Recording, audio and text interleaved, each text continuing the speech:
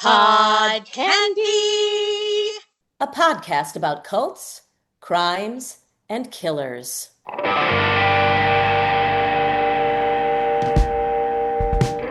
Today we're looking at a story that sits right at the intersection of fame, power, and control, inside one of the most recognizable shows in television history. The Price is Right. For decades, it felt untouchable. Bright lights, simple joy, a host everyone trusted. And at the center of it all was Bob Barker, a figure who built a reputation on warmth, consistency, and total command of that stage. But offstage, the narrative wasn't nearly as clean. There were lawsuits, accusations, and a pattern of behavior that raised serious questions about what was happening behind the scenes. This isn't about tearing down a legacy for the sake of it. It's about looking at the full picture, what power can look like when it goes unchecked, and how long it can stay hidden when the public image is so carefully maintained. Because the same system that creates icons can also protect them. And when the truth does come out, it forces a very different conversation about who we trust and why. So today, we're taking a closer look, not at the game, but at the reality behind it. Outside my window, it's only raining. When the wind blows, I feel pain. I don't need no doctor, baby, I'm not sick. My body's been locked up, heartbroken ever since.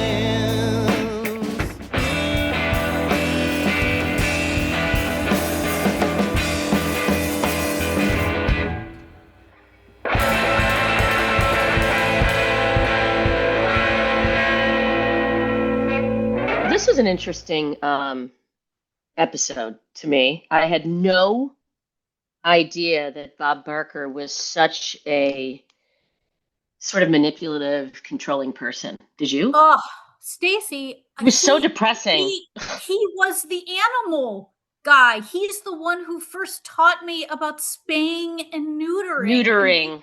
Yeah, and being an animal lover.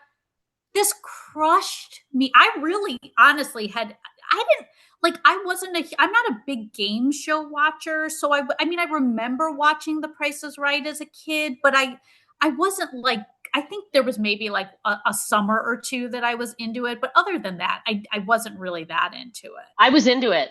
I watched it a lot. Oh, I loved the you were Grand a Prize showdown game. junkie. What is I it? love that showdown. Wait, so not the Grand Prize game. That's Bozo. The showdown. That's the showcase showdown. Right? Yeah, the showcase showdown. And I loved that because you'd see the first prize, and the first prize was always kind of like a lame, like kitchen, like redo, or like a couch and a love seat and a coffee table. And that was always the first showcase. But then the second showcase was like Hawaii and a new car. Right. And that to me, I was like, everyone's going to pick the second one because the second one's always better. Always. I loved that show. I loved it, and I loved him. And here I am watching this, this documentary, one of the episodes of Dirty Rotten Scandals, which has other episodes featuring other people. But I never thought about this. And then once it's pointed out, he would make people put their hand in his pocket to get Gross. Things out Are they of it. touching his dick? Like, why? What? Like Who the does that? contestants, right? Like, Yeah. wait. So we had in my pocket. So Richard Dawson, right, was like the kissing bandit on Family Feud, and then you had Bob Barker doing like the hand in the pocket thing, which is a hand grab. Can you imagine that nowadays? I do have to say though, I always loved the Barker Beauties because like I was always into Holly, who was actually one of the 3 Barker Beauties that actually took part in this documentary to talk about what a scumbag Barker and also the producers and really the whole really CBS or whoever the network was at the time, how awful they were. But Holly, I loved because Holly was the one with the darker hair. She had the red hair. She wasn't blonde, and she had the shorter hair, which I always appreciated. Yeah. It's funny. I remember seeing those women then. And then when they were interviewed, I was like, wow, they had an important role in this show, but it didn't register with me. You know what I mean? Like back then, I was like, oh, they're pretty girls going like this, with their arms presenting things and putting their hand over the car, and then having little jokes back and forth with Bob Barker. But I guess I never saw it negatively in any capacity. Well, little did we know that Barker was banging Diane. So Diane without an E.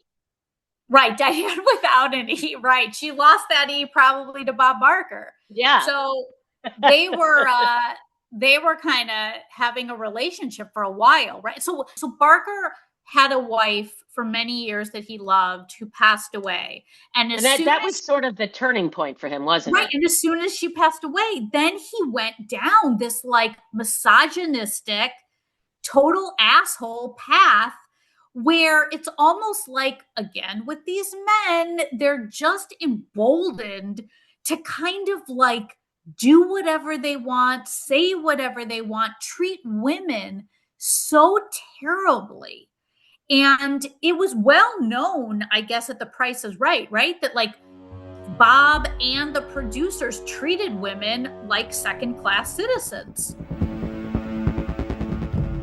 There was a prevailing attitude that the men were the decision makers and women were just accessories. If you look at the way the show was staffed back in the day, it was very much an old boys club. They're just so clearly from a different era. And Bob Barker, the guy with the power, he would dictate the culture of the workplace. I had some recurring characters that I would play. I remember the French maid. Yes, folks, our hardworking models are never finished until they've taken care of Bob Barker at home. When we did sketches, everything was catered to Bob because he liked the attention and the power that it gave him. That was their mindset. Women should just be voluptuous, movable props. You know, you go out, you stand next to a boat, and you're wearing a bathing suit. They put us in bathing suits every opportunity they got. And they like to remind us, Janice, Diane, and I, that we were replaceable so that we would never feel secure. The producers would call us every week and say, we would like to use you this week, like we were just weekly contract players, when actually we were a huge part of the show. But they never wanted us to think that or know that. I remember one year, Frank came to me and said, we really need a model who can fill out a bathing suit. I would advise you to use your hiatus wisely. Meaning, I had to go get breast implants. And I had to pay for it myself. And they could do that back then. They could tell you, you're gonna get breast implants, and there was nothing you could say. Would you consider it harassment, or would you consider it more just chauvinistic and, degrading?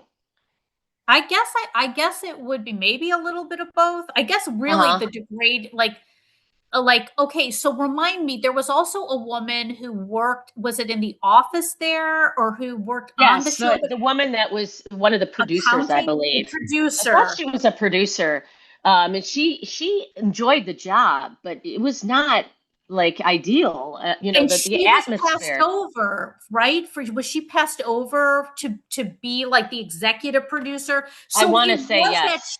That chauvinistic, degrading type of environment where men were kings and women just had to look good. That's how they thought about the whole. And Barker was an executive producer on the show, and he could have done things differently. So that's kind of what Linda, the producer. Yes, Linda, the producer, who was passed over for executive producer.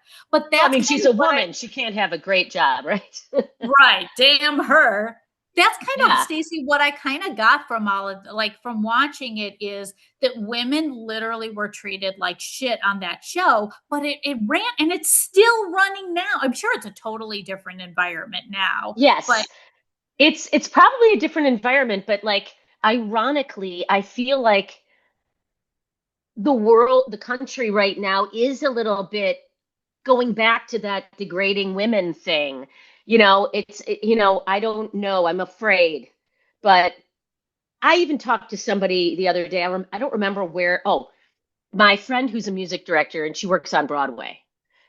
She told me how much she makes. She didn't tell me the amount that she makes at a job, but she said, if I was a man, I would make way more than what I'm making. And I said, how do you know? She goes, because I know.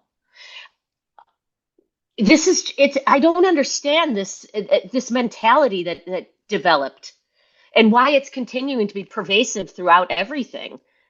Well, I think because it's like a lot of things are based in fear, and people have conflict because of fear. And the fear is that women are going to rule. And honestly, women do rule and men drool. That's just my thinking about it. But I agree. Look at what happened too. So like the women who were fired over the years, like the Barker Beauties, a lot of them were fired. Producers were fired. A lot of just women, cleans house. They just cleans house when he needs to. And then, but kudos to them for going up against these behemoths, these men in power, and suing them. There's only so much a girl should take. They really did me dirty. I wasn't gonna sit around and just let this happen to me and be a victim. They messed with the wrong one. I remember the day. Came to work, and the end of every show, a model goes out and has the microphone and gets to like say hello to the audience. So I got the microphone, and I said, I just wanna say something. Damn, I can't believe I'm feeling like this already. I was like, I can't do this anymore. The stuff I have to deal with behind the scenes, I can't do it anymore. And I'm gonna miss this, but this is my last day. I found a lawyer that was representing Holly. Holly's case definitely gave me strength, and especially since I had the same lawyer.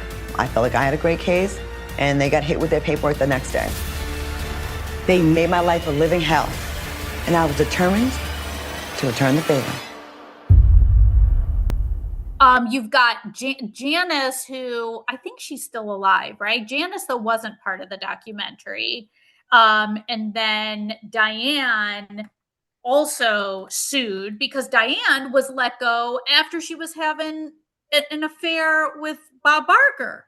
And they would get into shouting matches, and then she was let go. And it's total harassment in the workplace. I mean, it's absolutely harassment in the workplace. But again, I go back to the whole thing that his image, Bob Barker's image, was one of this guy who is great. He's such a nice guy. He's your grandpa. He loves animals. And he was a total dick. It's so many fans. I mean, people were like, remember lining up just Bob Barker. He's like, almost like represented like America or Americana, like this sort of like, this good looking, charismatic man in this show. And if you got on the show and you got your name picked, you'd run down and you'd see the girl's boobs bouncing up and down. It was like, it was like exciting. We didn't even bring up the subject of racism. There was also racism going on. Massive racist. Bob Barker and the producers would be like, we can only have one black contestant at a time or what. So like, think about that. Think about having these ratios.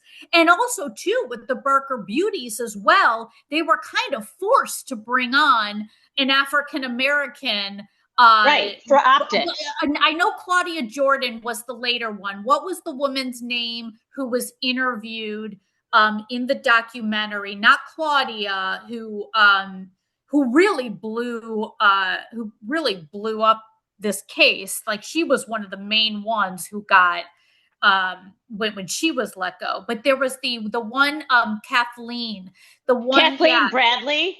Kathleen Bradley, who was the first Black Barker beauty, and she was awesome. She sounded like gorgeous. A ton of fun.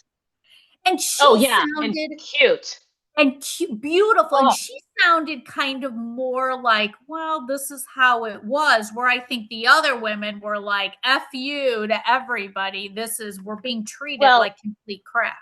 The thing is that, she was so happy to be on the show, and it was great for her. So there are two things working there. She knows about the racism and addresses that, but also there's the thing of, I'm here though. She seemed very composed and really sure of herself. And then there was the second African-American woman. That's Claudia Jordan. That's Claudia, and she's gorgeous and funny. She's a Real Housewife of Atlanta. She used to be on Real Housewives of Atlanta. Oh, I didn't know that. But the thing that was the most really disgusting moment is when that African-American man tried to touch him or shake his hand, and he pulled away and he said, "Get away from me." This was Bob Barker. He tried to touch Bob Barker. Yes, on the show when they were spinning the wheel, and he was like, "Get away! Don't touch me." And then I started to hear that they were only allowed to have 2 Black contestants on the show at a time. And that was a direct instruction from Bob Barker. And to let Barker know the race of the contestant that's about to come on down, they would have the letter B written on the card. I think he just didn't care to be that close to somebody that was not white. It was pretty sad. A Black contestant may try to hug Bob Barker, and he would kind of shrink away from them. Everyone has won a car and the prize is right. You won a car. Yes, don't attack me. Don't touch me. How shitty is that? That culture of racism started at the top and trickled down. I think it's very sad because these are all people that are looking to live that dream, and as a fan of the show, is just super unfortunate. I don't know what his problem is. I mean, I just think he's mental. I'm so glad you brought that up, because that, I think, epitomizes who the real Bob Barker really was. Yeah, don't touch me. Yeah, and I don't like that. I think that there have been, I think that there is a producer that worked on the show for like 38 years, I read, who came out with a kind of like a retraction thing, like, you weren't there, like, this is, like, one day I'll talk about it. But I don't buy in to when people say, oh, those were the times. I get certain things were the times. I get that certain things were the times, but I don't like that as an excuse at all. It's not a good excuse to be horrifying and racist and, and sexist and all these things. Yes, of course. But again, like I said, it's all coming back. We're getting a resurgence of trad wives and, traditional women not working or voting or doing anything. But I you guys, like, whenever I go on this tangent, you guys. I love a trad wife reference. Yeah. Yeah. Well, these women, especially Holly, I have to tell you, she was extremely brave to go. She had a lawsuit that she brought up against Bob Barker, and correct me if I'm wrong, and Dr. John can. She said they settled that, but she did not give up on that lawsuit. It took years and years and years, and they were not making that much money as the Barker Beauties. 10 years. Our man who's in the room, he might be embarrassed to come in. If he, he's going to be embarrassed to come in to be with all these women. I have one thing to say before we invite invite. Yes, The doctor. I agree. So to join John's Beauties. Oh yeah, we're Mayor's Beauties. Mayor's Beauties, yeah. We're Mayor's Beauty. Actually, especially now, Dr. John is our beauty. He is a beautiful man, isn't he?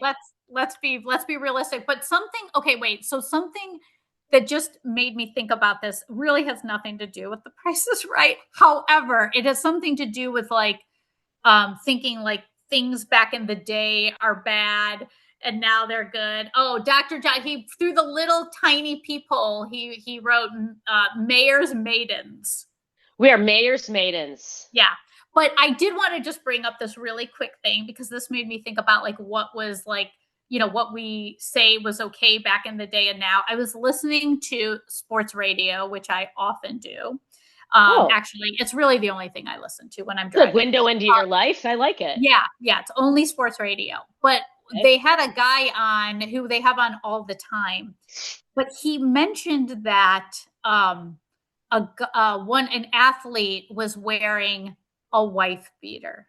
And I went, oh, literally in my mind, I'm like, are we still referring to sleeveless shirts as a wife beater? Or yes, we are. I remember also back in the day, we would say Dago tee. Did you ever say that? Yeah. I don't know if I personally said it, but I heard it. Right. But like, that's kind of what we would refer to like one of those, like, you know, like, but hearing it in 2026, as I was driving, hearing a wife beater, I went, oh my God. I was like, how disgusting that he would say that. I don't know. I'm sure no one said one word. It's all guys, obviously, talking on sports radio, but it clocked to me for sure. And that's kind of what I think about, like, with all of this, like, you know, like Barker, there's no excuse for that type of behavior, even back in the day, but especially there's no excuse. Now. Well, and also of a man of that in much importance, but you know what a wife beater always reminds me of, and I don't like to say that at all, is like Stanley Kowalski in Streetcar. Yes. You know, it's like that character with a cigarette and a tattoo and a beer and screaming. You know, well, that's there's what a I reason picture. why we call it that. It's a reason why I guess that they used to refer to it as a wife beater, and why in 2026 we should never refer to. Can't we just call it an undershirt? Which is what it is. Wait, so we were told that we have listeners in Kazakhstan. So hopefully in Kazakhstan, they are not utilizing this phrasing for a sleeveless shirt. And on that note, I think we need to bring in the doctor. Yeah, I think it's time. He's wearing a undershirt, not a...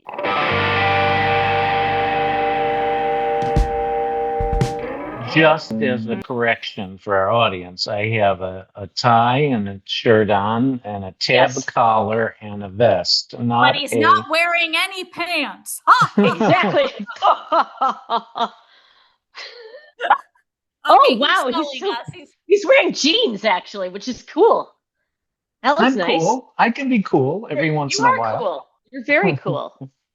As usual, both of you, I sit in this green room and it's torture because there's so much that I want to comment on, you know, and I think the theme of this, our episode is, you know, remember that old song, you both would know this song better than I, don't let your, what is it, Mom, don't let your boys grow up to be cowboys or something.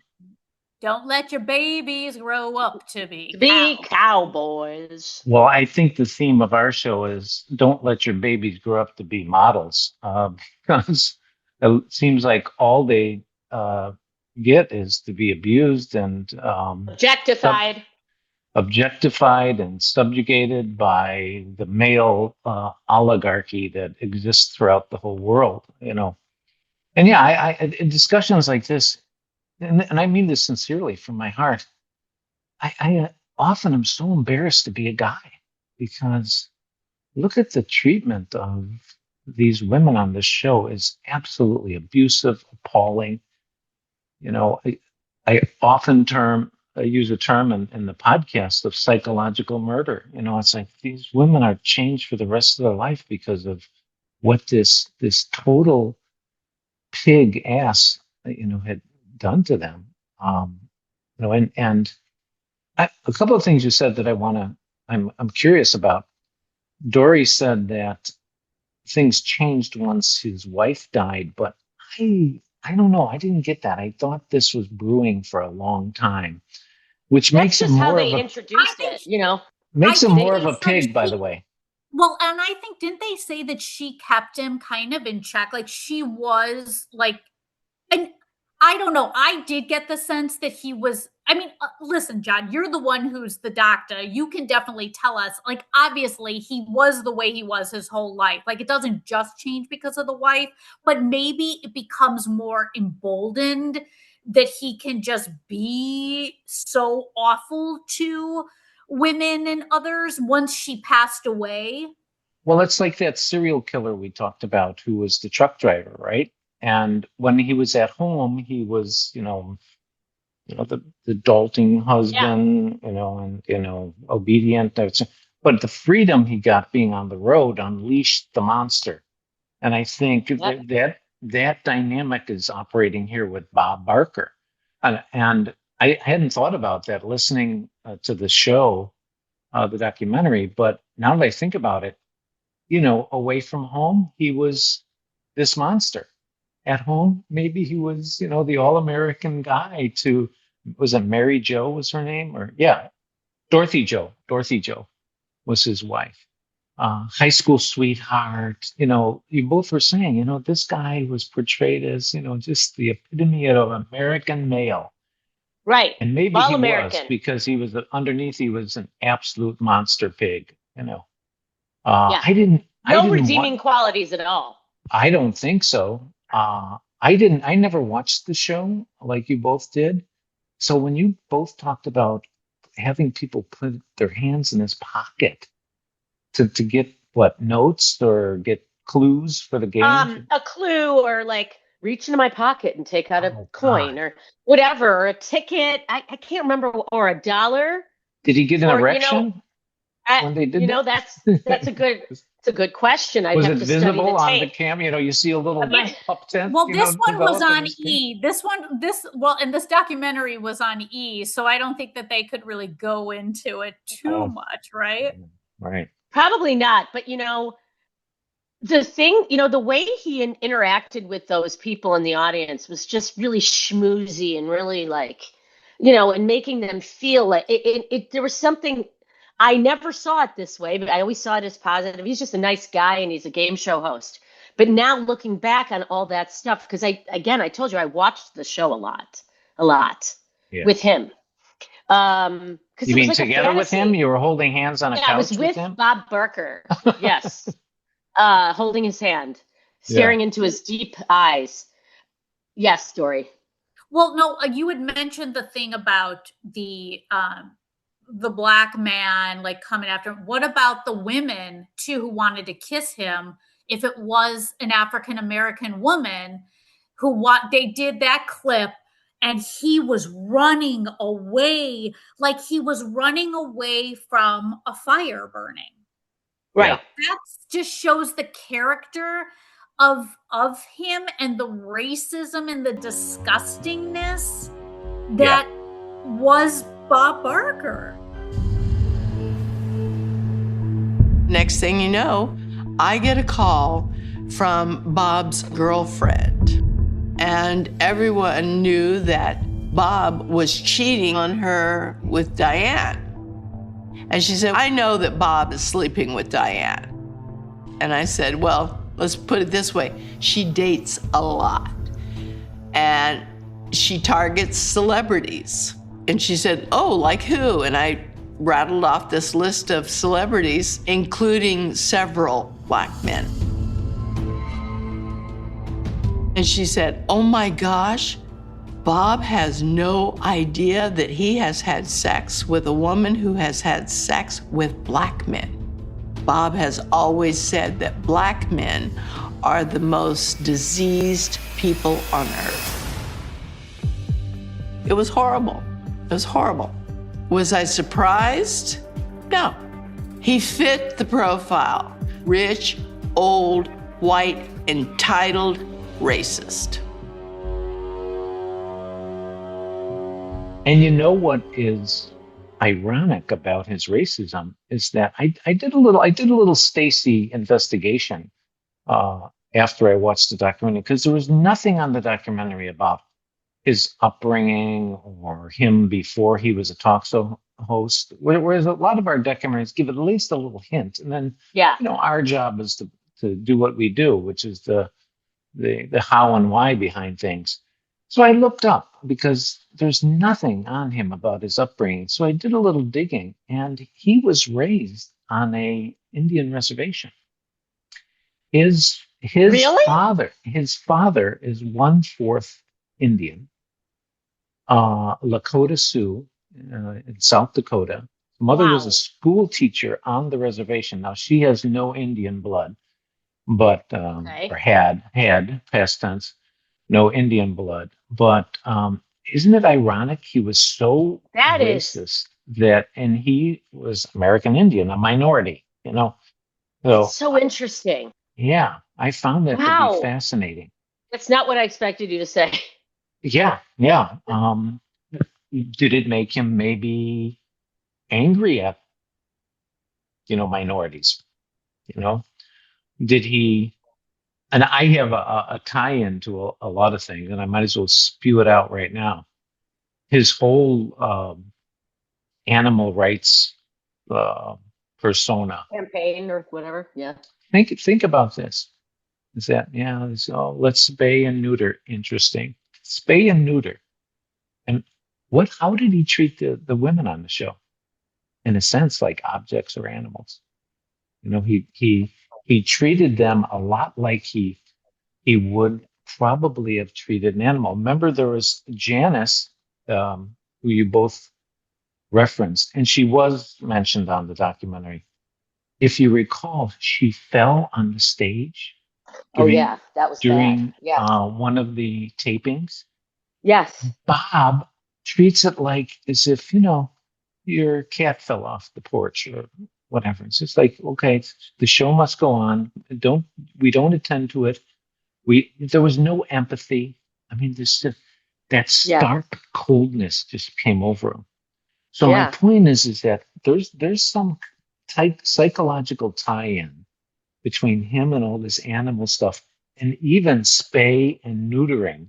Well, I think that Betty White is rolling in her grave right now, because Betty White was an angel with animals. So let's I would not ever, like, Betty White is my god. So I am not gonna, Well, let's take Bob Barker away from the cause, and let's move all of our energy over to Betty White for animals. But it is interesting. Do you think he chose this platform, or do you think it was given to him so that so it would show some sort of outreach of some kind to some kind of thing? You know what I mean? Like, why animals for him? He liked animals. They showed him with some dog. I'm sure he did have an affinity for animals, but he really did. It wasn't just the platform of adopt an animal. His thing was spay and neuter, which I do think is a cause that a lot of people do not talk about ever. No, I agree. I'm a big proponent of it. My dog just got spayed. As am I. But again, think of that tie-in. I don't know if you're both getting the tie-in I'm making. Animals and women. You pet them.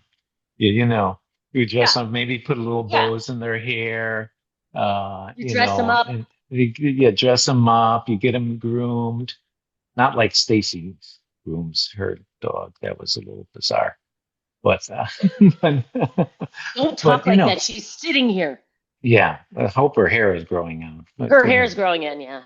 Dori and I were ready to call the authorities. You guys were embarrassed. I know. I'm so sorry. It was almost cruel. So are you making? You see that tie-in? You see that tie-in with him and animals and him and women? Are you saying that we need to sterilize people? Did he have children? I forgot. I don't know if I see that, but I can recognize it. But I think he treated women like complete and utter garbage, because as he grew in his career and got more power, it's usually about the power. he was emblazoned to do whatever the F he wanted to do. That show was going nowhere. It wasn't going to be canceled. He could do it. It made like great ratings. It was the *1 game show. Why would he have to treat women well or treat, minorities well? He didn't have to. Well, that brings me to the meat of the psychological analysis of this guy. What we're seeing is narcissism develop purely, because the early tapes of him, remember the early tapes when he first got to be the host of the show? He's just this enthusiastic, eager, shiny guy. It's great to be on here. And you see, if you look carefully, you see him develop rather into the Bob Barker that you're talking about. I'm in control. The contestants can't come and touch me. Blatantly on the air, and it was kept in the taping of the show where that black guy was chasing him to shake his hand, and he's going, "No, leave me alone! Don't." It was really disgusting, and it was disgusting, and very like raw.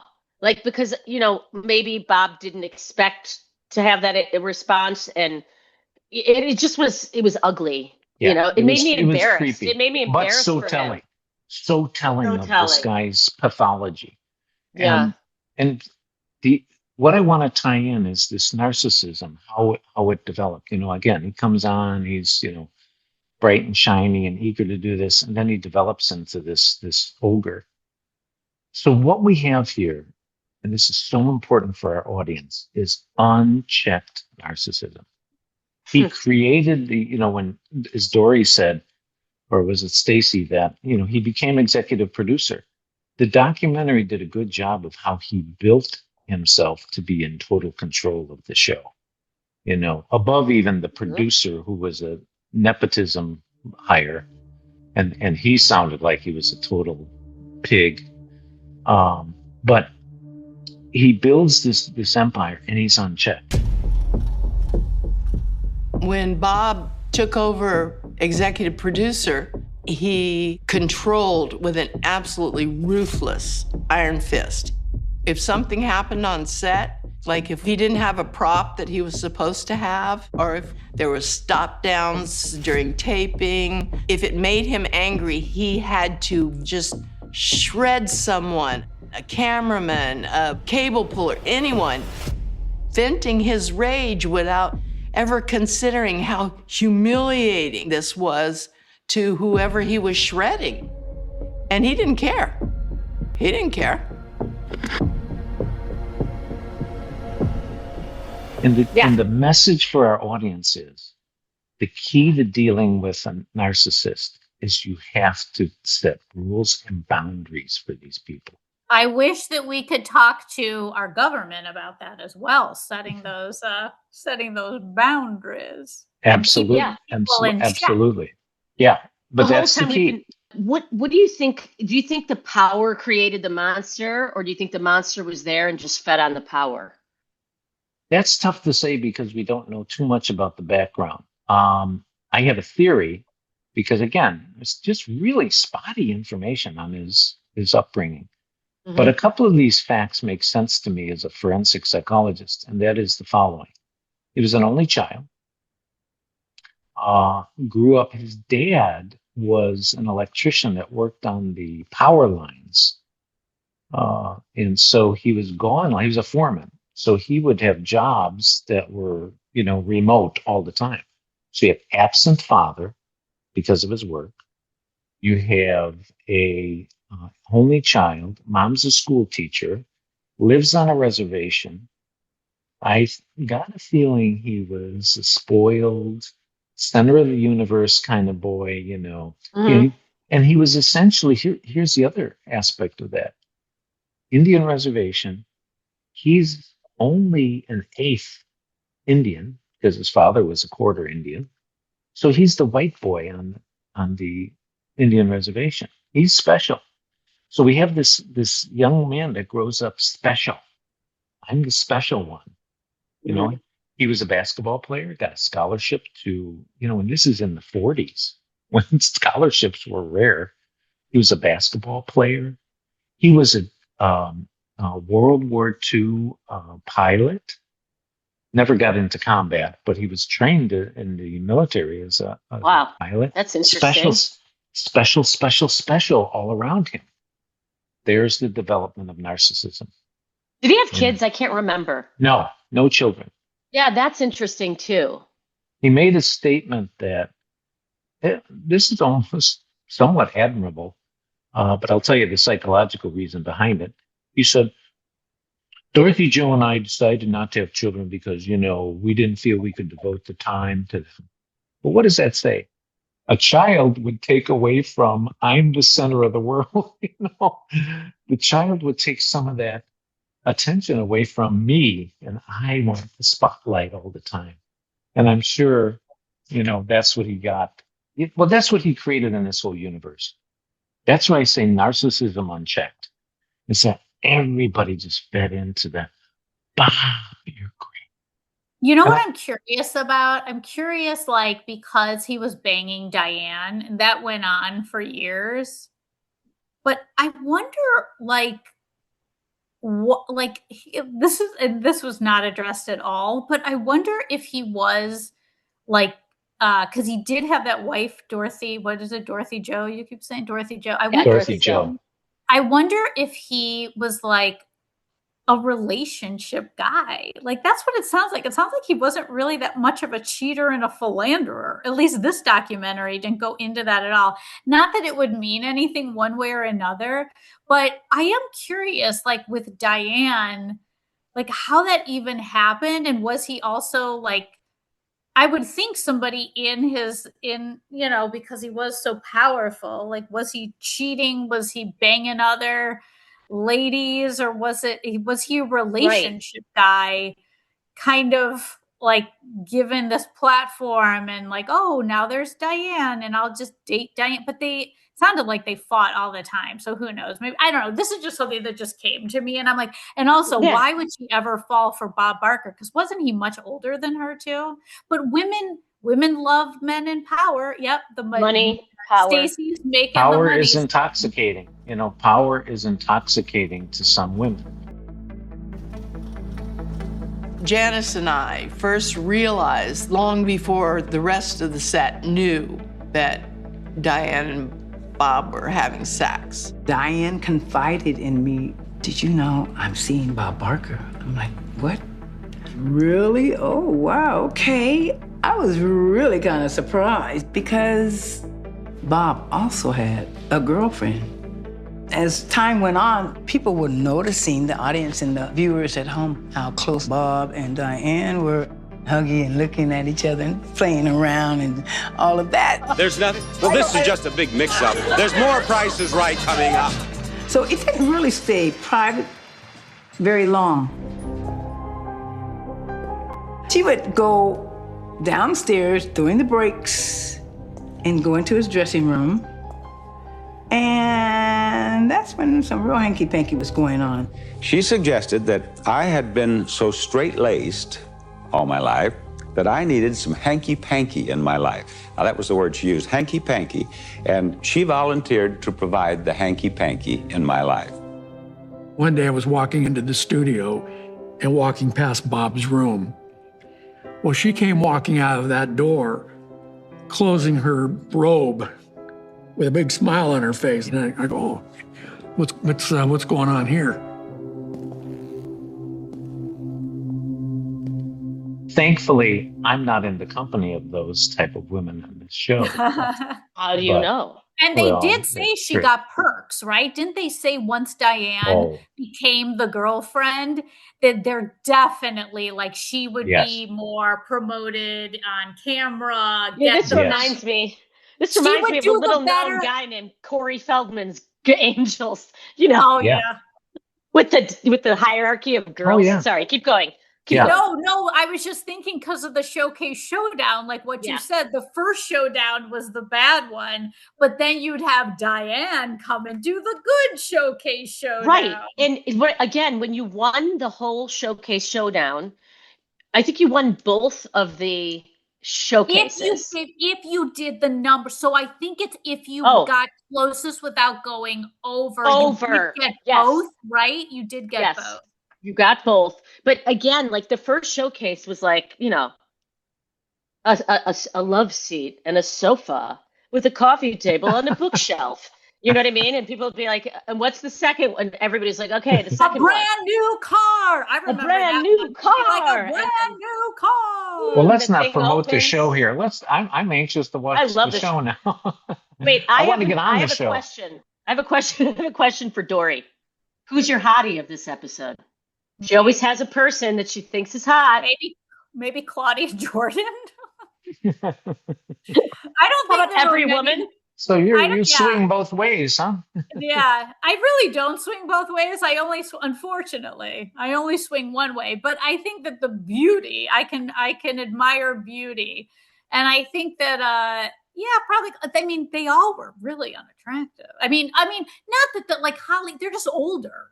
You know, they're just now they are. Yeah, But back in the day, I've never found Bob Barker attractive. Really? Ever. Never. Wow. And the producer, the Nepo producer, looked really unattractive.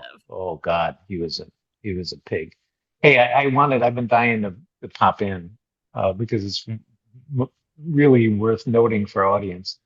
Didn't you love the line that Diane gave when, you know, it was all over? They had the big argument and she storms out of his office. Do you remember that line? What did she say? I forgot. I wrote it down. I've sucked his dick for too many years to kiss his ass now. That was the most, you know what? I can't believe I don't remember that because I want to repeat it someday. That is brilliant. Yeah, it was. And a stagehand goes in response because everybody was around hearing this big argument. Oh, yeah. It was like the set, the crew. Yeah.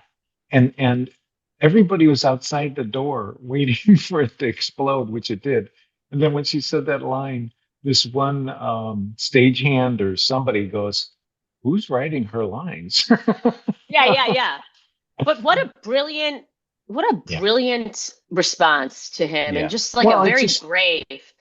The other thing that the documentary just brought out is how intelligent and dynamic these women were. They weren't just, you know, pieces of meat, you know, and cute things to look at.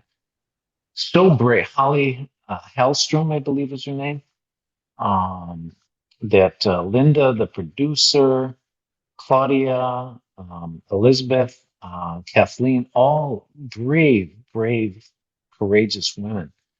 Holly Hellstrom, as you referenced, took 10 years to win her lawsuit against all these people, lost her house, was homeless for a while, and persisted on to get fairness and get what she deserved. And I mean, incredible. I mean, just she's incredible. a cool woman, Holly. I liked her. I mean, she seemed to be featured a lot.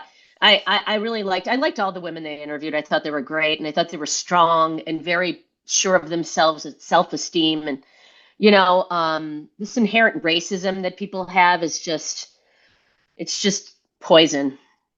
Yeah, it's it's so fundamentally human wrong to treat, you know, any group of people the way that so many groups of people have been treated, you know, in our here you are like in the studio audience of a show like this, and you're whatever race you are, and you're just excited to get up on that stage and meet that guy, and then he acts like a fucking cocksucker. Yeah. You know what I mean? Like he just acts like a gross, either he's smarmy or he's just awful. And to feel that as a person that's it's just so deceiving. I don't know. It like bothers me. It's like a betrayal. Don't you think that a lot of these people who went up there and acted so silly, these contestants, you know, and jumping around and things like that, you look at a tape of that show and you're embarrassed.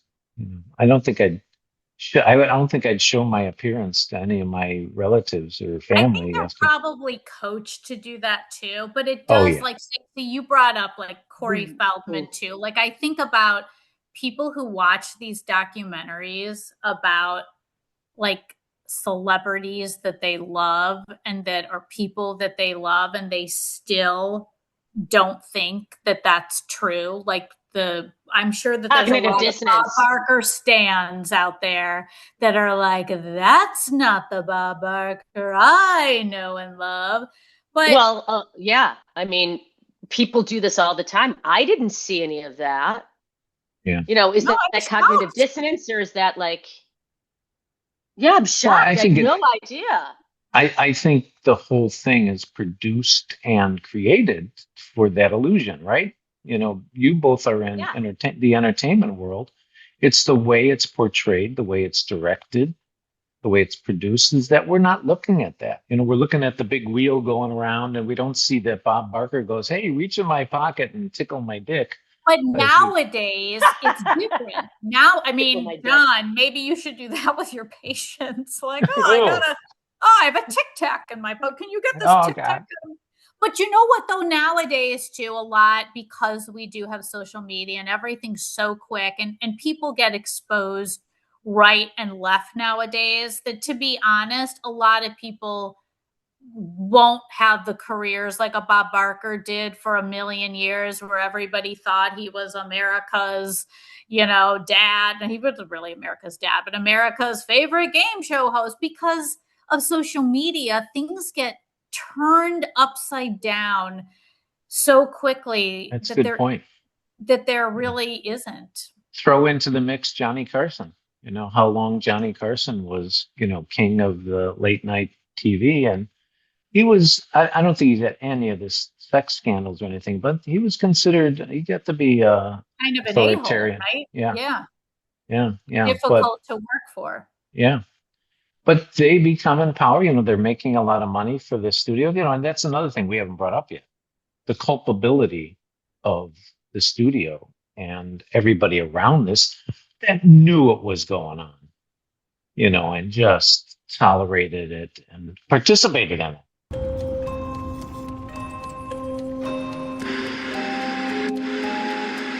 Watching older episodes of The Price is Right today is pretty cringeworthy. And to just see the way that Bob handles women in general on the show. He would call contestants little girl. Step back here, my child. I want to talk with you for just a minute. He would comment on their appearance. Now I watch you dress, you watch the wheel. I think it's fair to say that he wanted to be like Hugh Hefner, or he wanted to be like Charlie with Charlie's Angels. That's just kind of how he saw the world, Show them, everyone, what you can do with those lovely little dresses you have on today. Yeah, there they go, there they go. And I think especially as it goes into the 90s and just that newfound freedom that women had to speak out. I was very uncomfortable with the idea and told him so. The world was changing. Justice Ginsburg, will you raise your right hand and repeat after me? But the culture backstage at The Price is Right didn't really change along with it. When I initially started the show, everybody was pretty cool and really friendly, especially the crew. But over a course of time, I kind of noticed the guys were kind of talking, looking, gawking at the girls. I found out this was a little more commonplace than I thought. It became common knowledge, stay away from this person or stay away from that person. There was stuff going on where you had to say, hey, stop that. One time I was in the elevator and one of the men just stuck their hands right on my boobs. I had to push him away. I didn't say anything. It became instinct to know how to handle it. If anyone had gone to Bob, because Bob is in charge of the show, and said, I have a problem, I have a complaint, he would have told her to get over it or look for a new job. Eventually, CBS, after receiving a lot of complaints about staff hitting on the models and staring at them and making creepy comments to them, they instated what they call the 10-second rule, where you were not allowed to openly stare at a model for more than 10 seconds. 10 seconds is a long time to stare at somebody. Yeah, it's crazy. 1, 2, 3, 4, 5, 6, 7, 8, 9, 10. It was something that was put in place to placate the people who were complaining about being objectified. And it wasn't, to my knowledge, enforced. There was no one monitoring how long the guys were staring at the models. It was a joke. It was an appeasement. They did things that made it look like they were taking action. So you will stop complaining and go away. The show was making a lot of money. The show was making millions. And so I think that it behooved them to sweep those things under the rug. Which was really hard because Bob started having sex with Diane. It took a toll. There was fighting on the sets, yelling, and it was massive. And it ultimately, I think, destroyed Price is Right. But again, in this day and age, there would be whistleblowers. They would never, I just don't think, Hopefully. I do think, of course it happens. I mean, we see all these, like Nickelodeon, the Nickelodeon documentary and all that kind of stuff. Yes, it definitely happens. But I think that because people are more encouraged to say something nowadays, and because people are videoing everything, and like hopefully there are more people speaking up about terrible environments like this. Obviously they still exist. We all, some of us can say we work in environments that are terrible like this, but hopefully more people are speaking up about it now. Sorry, John. I think that's one of the most important messages of our show here today, which is that people, women, men, whoever, speak up when there's an unjust situation going on. So, and this reminds me, and I know I bring up the Duggars a lot, but this is the same thing with TLC.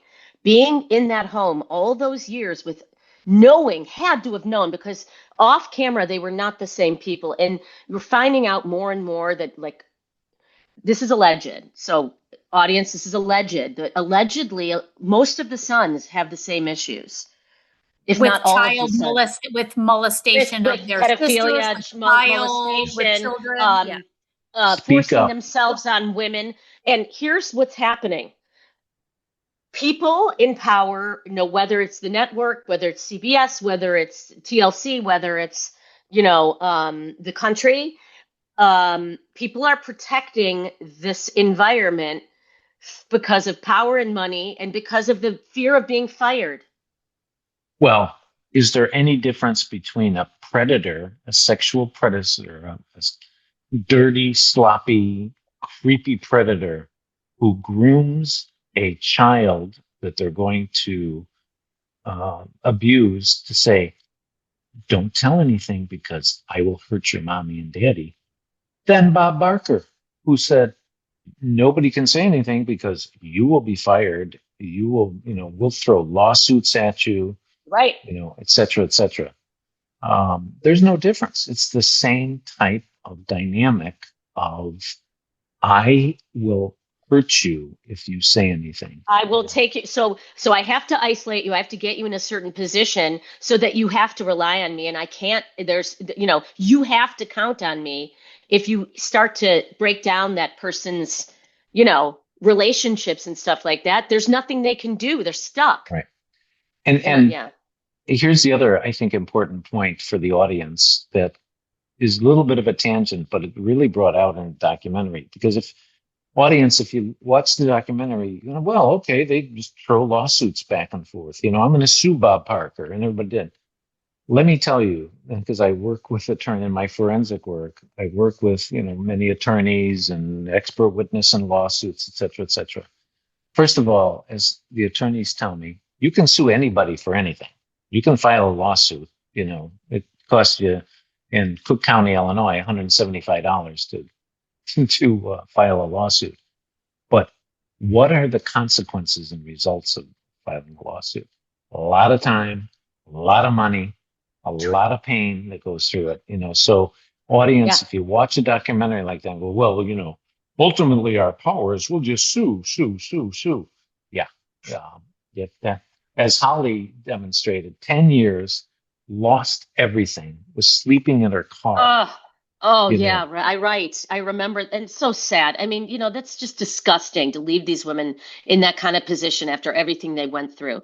And I'm going to say, as a who also made the show. Like made the show. They, as much as Bob Barker, they were 50%. Like they were. Come on, you want men were watching the show for Vanna White and Wheel of Fortune, and for these women, and the men watched this. It brought in that audience because it's usually, if Price is Right, it's all dependent on, like, this from production and stuff, but like when the show airs is the audience they're shooting for. So mothers, housewives, and people at home. If it's at noon on a Tuesday, or noon weekly, that's not men, because they're working, quote unquote. I'm making quote signs. So your audience, you play the show when that audience is watching. But if you also bring in another element, then you're going to get more people. I feel like I need to go watch the Drew Carey Price is Right now. I feel like I need to go and see watch. if he has anybody put his hand in his pocket or something. Do you need to bathe in the Drew Carey version? I've never seen it. I'm kind of curious.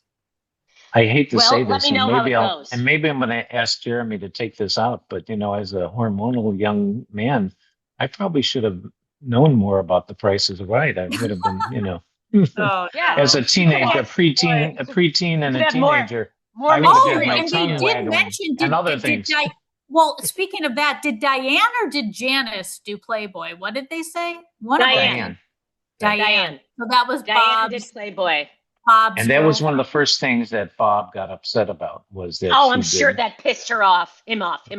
Because he wasn't in charge of that, and that was, Narcissists don't share. Don't share. And I don't want to go down that rabbit hole, but I watch a lot of documentaries on Playboy, and let's not even get into Hugh Hefner, because that guy too was also disgusting. Maybe we'll do one down the road. Maybe we'll do something on Hugh Hefner down the road, because he was, I think, even worse than Bob Barker. You were due our series on disgusting white men.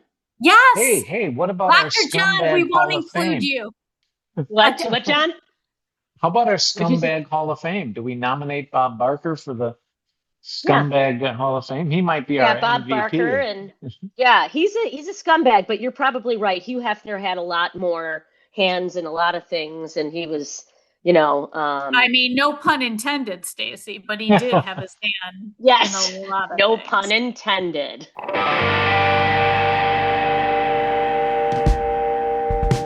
I guess my final thing I'd say is, let's make sure that you report these things. Say something, do something, tell people, tell other people. If nobody will listen, tell somebody else. I just got through taking my annual HIPAA certification. As a doctor, we have to, be certified to obey HIPAA laws, etc. And they make such a big point, which I agree with wholeheartedly, that if you hear any violations of HIPAA laws, report immediately. And I think that's the huge message of this episode is, you're in a situation where you're being abused or potentially being abused, get the hell out of there. Women, stand up, men, stand up, but don't let this build like we're seeing in cases like this.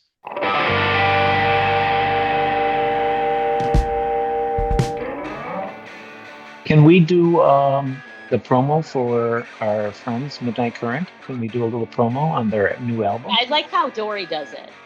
Okay. I don't know what you're talking about, but I do have to get going. You didn't get the memo, so to speak? I sent an email. Where's the memo? Where is it? Don't worry, I can tell you the memo. Okay. Our good friends, Midnight Current, who do our theme music, have their first album out, and our theme song is prominently in their new album. And their new album is getting radio play. All right, how's this? All right. Shout out to Midnight Current, who does our theme song. They just came out with a new album called Swell Sounds. Pick it up.